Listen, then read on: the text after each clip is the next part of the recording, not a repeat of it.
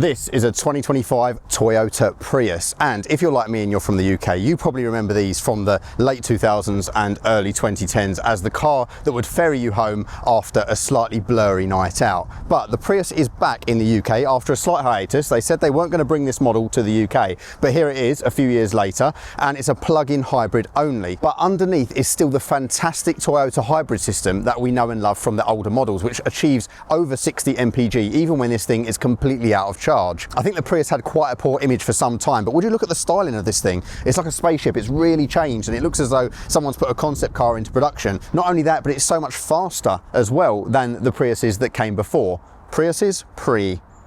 But with a starting price in the high 30s, is this worth your cash new? Should you buy one used, or should you look at an EV? Well, I'm going to explore all of this today with you and give you a full tour of the car, as well as get it out on the road and see what I think. But before we do any of that, if you're looking for a used one of these, then hit us up below on the links at Players Cars Premium. We make car buying so easy. You just do everything via WhatsApp, 24/7 service, as low as 6.9% APR, which is one of the lowest in the UK currently with our finance lenders, and also the opportunity to source a car that's not in stock and part X your old car as well. So if you're tired of faffing about with emails and dealerships, hit us up at the links below and we'll make it super easy for you.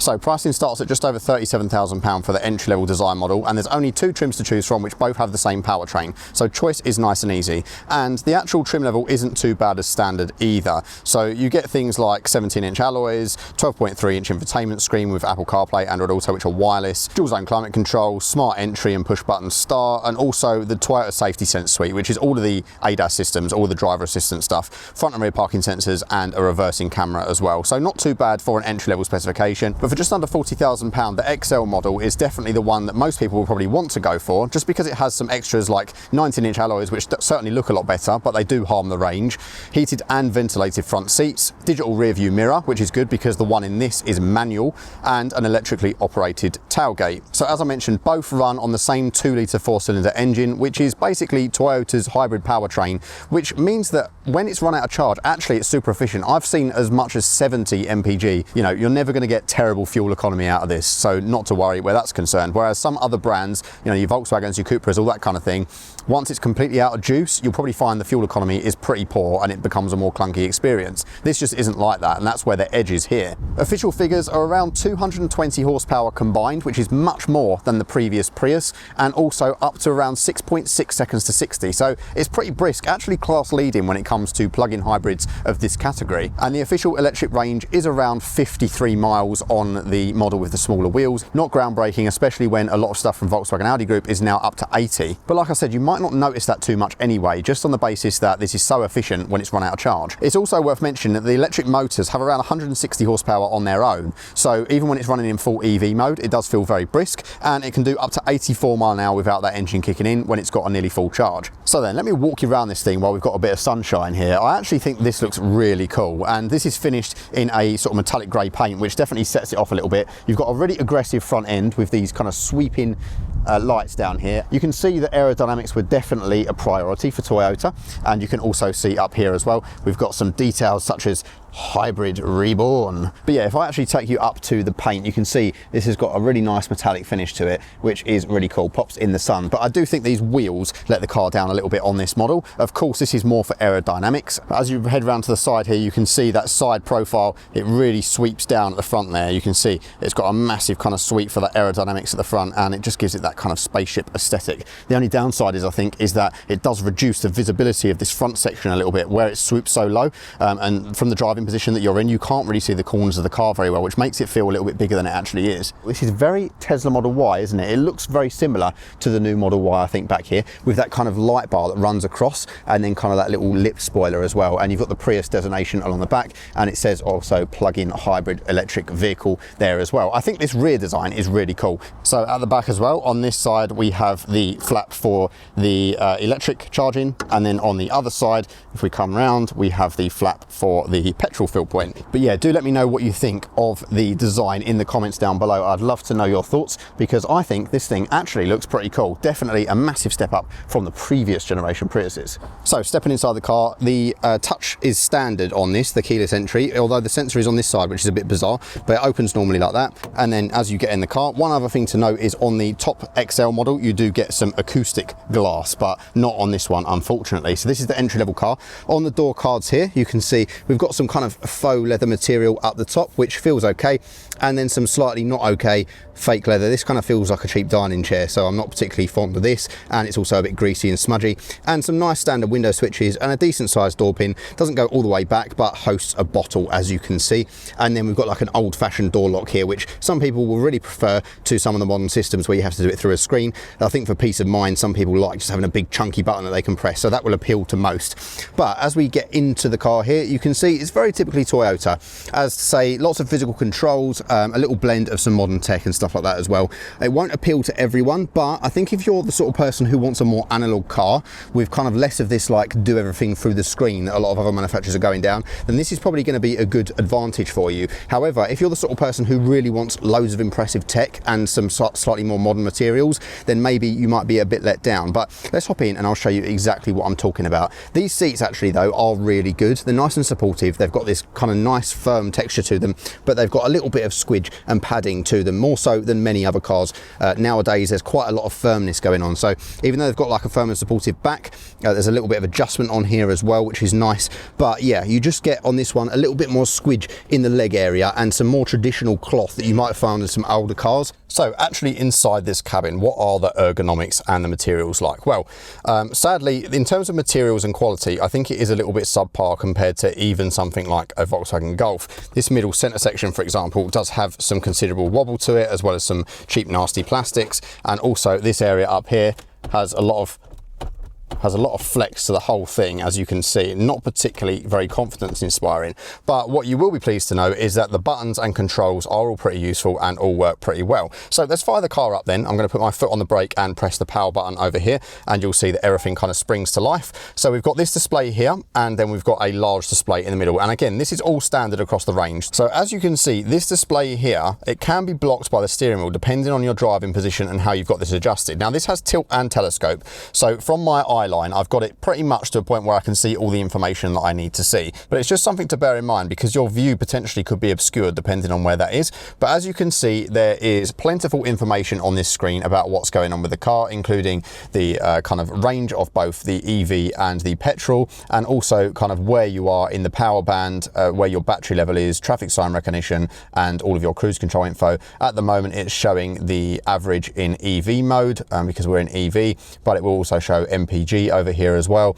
I do think this is a little bit busy. I think it looks a little bit fussy. So if you press left, it then brings up the side menu, and then you can flick through your different bits. So you've got a compass, you've got your audio, your energy monitor, and all of your lane departure systems. So you can go through here and turn them on and off individually. Is there a way that I can go? There we go. So if I press down, it then goes back. So it's just not quite very intuitive. Like sometimes the buttons don't do exactly what you expect them to do. As for the steering wheel, it's very comprehensive with physical controls, which is always a good touch. So you get a decent bit of artificial leather on here. It's very smooth, and up here you can see these infrared sensors are for your driver monitor. On this side we have the buttons and controls for dealing with this display in front of you, and then we've also got a volume toggle here, which is nice. And then on this side you've got your cruise control and lane keep assist functions, as well as a track skip or select and a mode button as well. So it's fairly comprehensive to be able to, whilst you've got your hands on the wheel, access all of these controls. And I think even though it's not the prettiest design, it's certainly very functional, and it's nice that there's nothing touch on here. The action feels a little bit cheap, but they feel like they're going to last you a million years.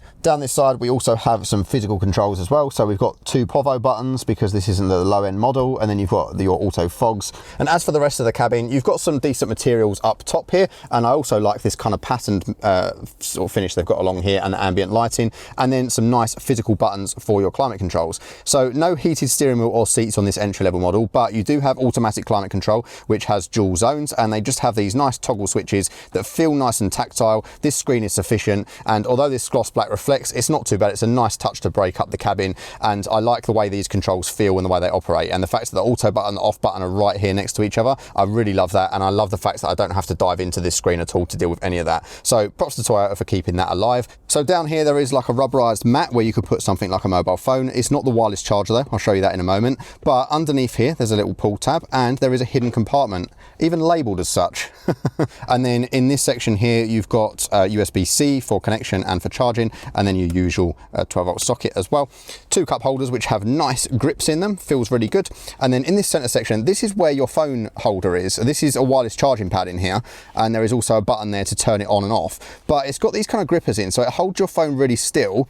It even says wireless charger in there, everything's labeled nicely, but this is all plastic in here. There's no rubberization at all, so putting my phone in and out of there, yes, it's nice and snug and secure, and yes, it starts charging straight away, but I do feel like it would scratch the phone over time because there's nothing in there to protect it at all. It's very plasticky. And then this section here, you've got your gear lever, so it's in park as standard, which is this button here, and then you go down and across to drive, and over and up for reverse, which brings up your reverse camera. The reverse camera is good quality, much better than I see in stuff like Volkswagen, but it is a little bit deceiving. So actually it looks like I'm going to hit stuff that I'm not, but you do have a sort of a widescreen view as well, which gives you a distorted version, which gives you a bit more idea of roughly where the corners of the car are.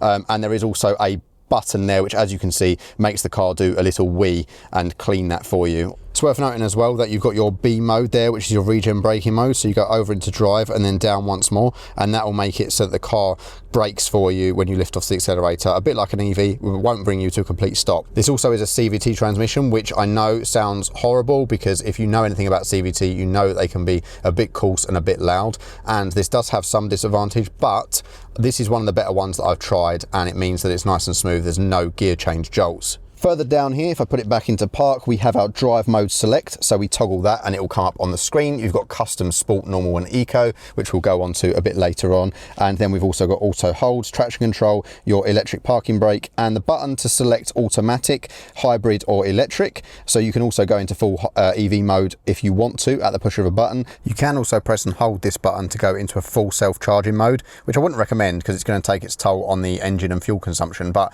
it's nice to know that even if you can't plug this in and charge it, it will actually do a full self-charge. As for this central screen, it's kind of basic. So it is wirelessly connected to CarPlay at the moment, so you can see how that looks on the screen. You can also make it full screen and dismiss the cars menu, but I wouldn't recommend doing that because it doesn't eat much real estate, and it means that you've got quick access to get back to your different menus and that kind of thing here. And you've also got EQ settings in here. So if I select audio source, I'll turn that right down. This volume dial feels a bit weird because there's no notches in it, but it kind of works okay, and you can press that to turn it on and off.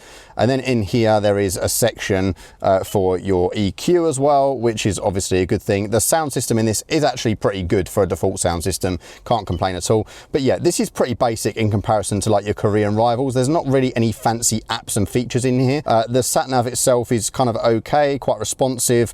It's not the worst I've seen by any stretch of the imagination, but obviously I would just be using Apple CarPlay for the majority of my usage. You do have a big C-pillar, so visibility out the back is a bit limited, but again, the rear camera helps with that. One thing I will say as well is that the turning circle and maneuverability of this car is really, really good. So if I put it in drive, I'm in a space here. I'm going to pull out of this space and I'm going to go full lock.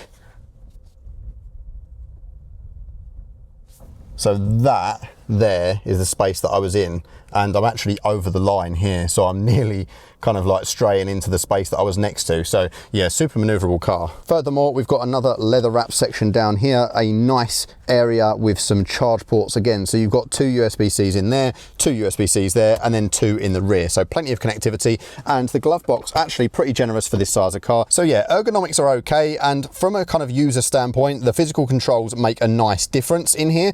I think the only thing is it's a very analog experience in comparison to its rivals now. Everything else has kind of gone more into the screens and the gadgets and the gimmicks. This hasn't done that. I'd say the feel in here is more on par with something like a Fiesta or a Focus. What I'll do now is head into the back of the car. So in here there is a sort of a push button that you open the car with, and as we get inside the back, you see that actually a reasonable amount of space behind me, even in my driving position. Nothing fancy back here. It is super basic, but you get a little door bin, and you also get some zip covers on the seats that you can kind of do a bit of an easier wash experience. But as you'll see, there's not a pocket on this one, but there is on that one. That's a bit bizarre, isn't it?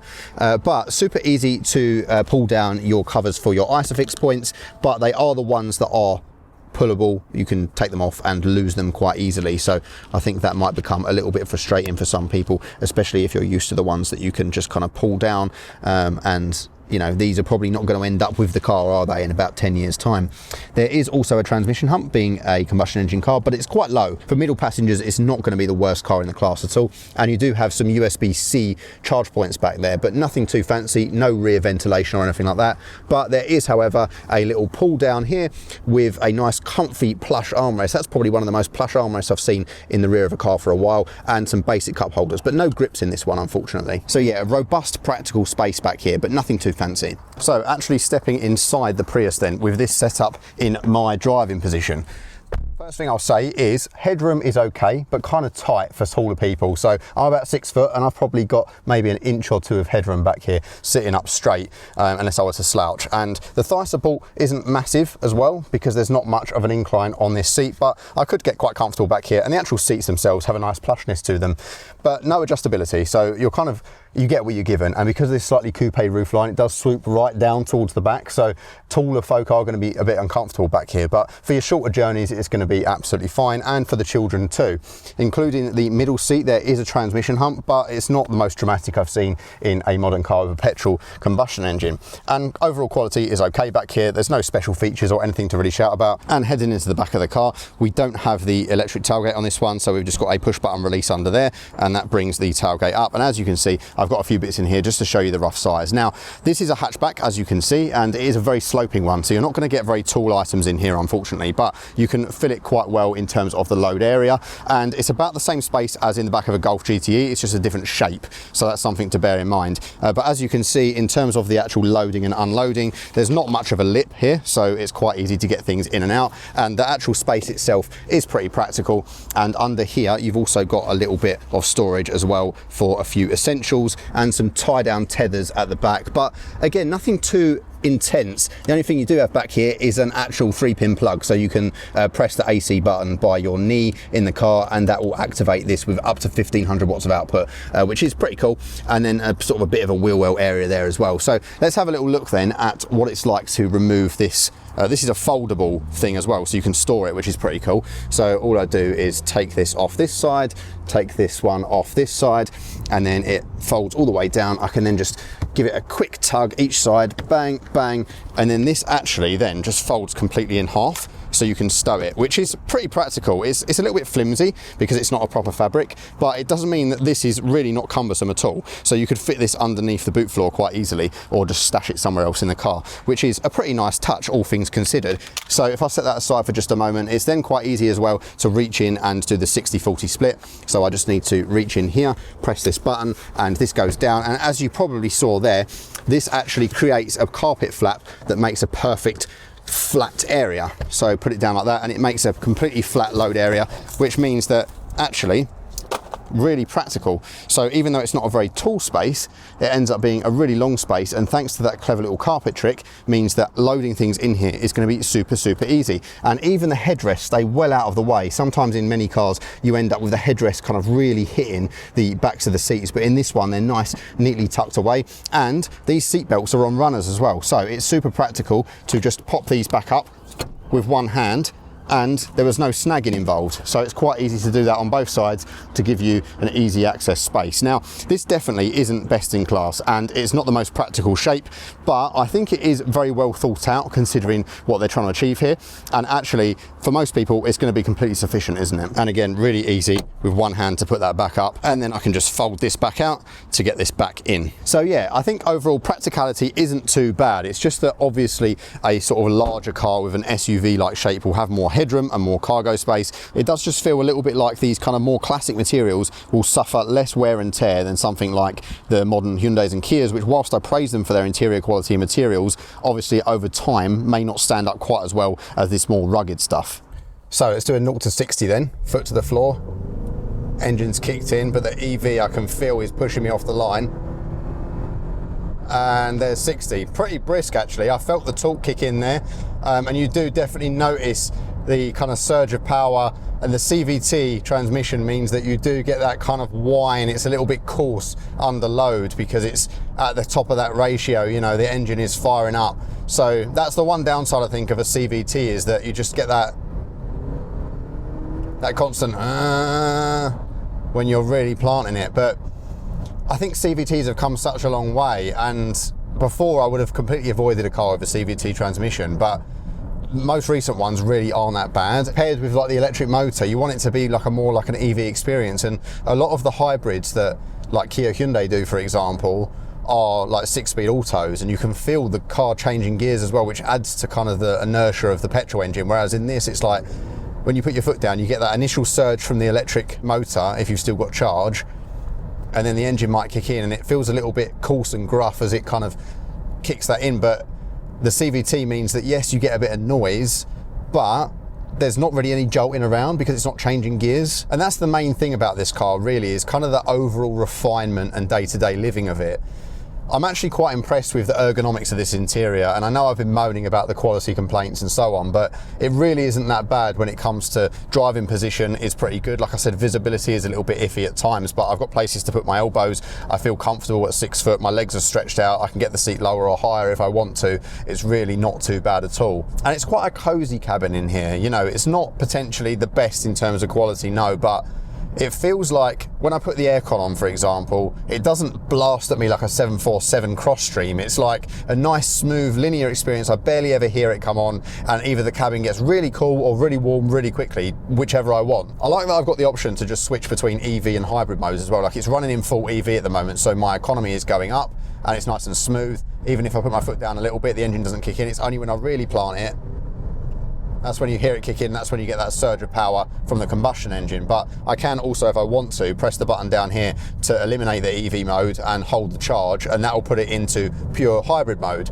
So let me do that for the rest of this journey. When I get in something like a Golf GTE or the equivalent, you know, like a Cupra plug-in hybrid or something like that, quite often, if you don't set it to hold a charge, if you set it to just run the battery down, yes, the mileage is a bit better. You might get sort of 70, 80 miles out of those more modern cars.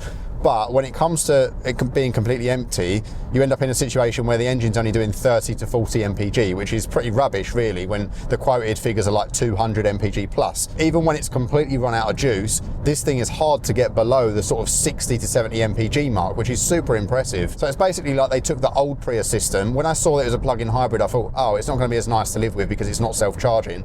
But when you factor in the fact that actually, when it's completely out of juice, you can still get that crazy economy figure, it doesn't matter for most people, even if you can't charge it regularly. The battery really is just a bonus. One thing I will say is I can't really tell a difference between the drive modes. I'm going to put it in sport mode, which definitely sharpens the throttle response a little bit, but it's not night and day compared to the other modes, completely honestly. But I want to see what this is capable of. Now, the suspension setup in this isn't the most advanced, but it is a little bit softer than in something like a Golf or equivalent, so it's nicer for those longer journeys. But in terms of your sporty driving, I think that's where this is going to be not quite as sharp as something from Volkswagen Audi Group. So if I start chucking it around here, for example, bear in mind this is a completely front-wheel drive car as well. Yep, I'm starting to get a little bit of understeer. It's actually holding on quite well though. Traction control system did a surprisingly good job there. I got a bit of slip from the front end, and in the rain you will notice as well the traction control does fight you a little bit. You get a little bit of that wheel hop and that squirreling from the front end. So it's definitely not as refined as some of those other cars, but for your day-to-day, I think it's going to be absolutely fine, and it's more capable than you might think for this chassis as well, based on the Corolla. I'm just super impressed with how refined it is. I get a bit of noise from this version, but if you get the XL, you get the laminated glass, so it does make it a little bit better in the cabin. And if you've got the music on, you're not going to notice too much anyway. So yeah, let's chuck it in here. Now, braking performance, again, is a little bit hit and miss. The regen effect isn't too bad, and what I've been doing is I've been driving the car primarily in the B drive mode, which is your more kind of intense regen braking mode, and it's not going to bring you to a complete stop at all. It's not like an EV, but it does mean that when you let your foot off the accelerator, it does then coast a little bit less. It starts braking for you quite dramatically, which is nice because it feels more EV to me. It's quite fun though, when you're kind of midway through a corner and you plant the throttle, you kind of feel the front wheel drive start pulling you out, and the traction control fights you a little bit, and there's a really interesting and engaging sensation. So it's really not quite as bad as you might think. Let's chuck it in here. Loads of wheel spin through there, feels a little bit unsettled, and I know a Golf would have handled that better, but yeah, for your day-to-day, like, this is absorbing the bumps a little bit better, and the steering is very numb. It's very kind of light, but it makes maneuverability super nice round town. The actual turning circle is really good on this as well, and when you're doing low speed maneuvers, the steering is so buttery light and smooth that it's going to feel like an absolute breeze. But for these more engaging driving situations, it definitely doesn't feel as nice as, you know, something from some of the rivals perhaps. But I've got enough texture through the wheel though to know where the car is and what's going on beneath me, so I don't really see it being too much of a problem. It's just not the most engaging. But again, you don't buy this for a sporty driving experience. It's way faster than the previous model, and so far, I mean, let's go hard on the brakes here, so not much pedal feel and not an awful lot of confidence in the total stopping capacity. It does get you there, but it really doesn't feel like it's going to be a sharp stop. It feels like you're going to need a little bit of space to get you there. But let's plant it down here. This is quite a challenging road with lots of bumps and gradients. I'm doing the national limit down here and the car feels super steady, super planted. I expected it to feel like a bit of a floppy mess because it's quite comfy, but it's absorbing the bumps well, and there's not much delay to the steering input from what I can tell. I can be quite direct with pointing it in, and there's not too much body roll either, which is nice. And as we come to this slower section, it's now gone into full EV mode because it's holding around 50% charge upon my request. So it means that we can breeze along nice and smoothly here. Now look, I think really the challenge for this car is the MSRP, like the on the road price, because when you look at them used, even like a year or two old, they drop down to like the sort of the low 20,000s mark, and that's a much more appealing proposition in my opinion. In here kind of feels to me a little bit outdated. It's more like your Ford Fiesta kind of interior, but it's robust, it feels purposeful, it feels cozy, it feels like a nice place to sit and spend some time, and I'm just blown away by this economy. So far on this drive, and you've seen how I've been driving, I'm achieving over 71 mpg. So there's not many other cars that are plug-in that would achieve that when the battery is getting low. What's more, you're getting an experience here which has an insane amount of reliability and warranty. Like with Toyota, you get a 3-year, 60,000 mile warranty as standard, but they can extend that up to 10 years and 100,000 miles if you go and get a warranty service every year at a Toyota dealership. So if you take it back to them, they extend that by 12 months and so on until you get to the 10-year limit. And the battery in the hybrid system has a 15-year warranty, and there's also an anti-corrosion warranty. So you know you're really covered with a lot of this stuff, and Toyotas are famed for their reliability anyway, and this is going to be no exception. It's also a more analog feeling car. Like, even though it does have all of the modern safety systems and the ADAS stuff, like if I start straying over the lines, it will slowly tug me back, but it doesn't feel intrusive and feel like the car's in control. I feel like I'm fully in control of the machine. I've actually grown quite fond of the Prius, which I never thought I'd say.